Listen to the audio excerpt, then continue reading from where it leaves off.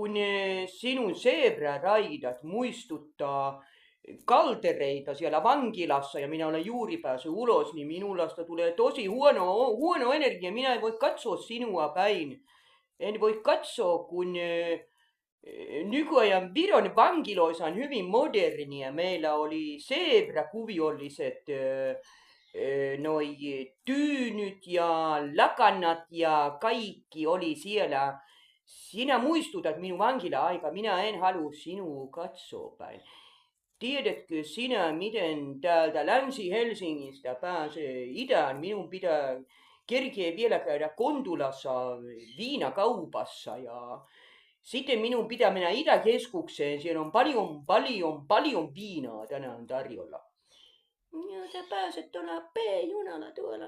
Se menee sieltä, P-juna menee suoraan niinku ihan Stadin ja Pasilaan. Juu, ja minä kerron vielä sinulle, että minulla on maahanpoistokielto. Sinä tarkoitat varmaan maahantulokielto.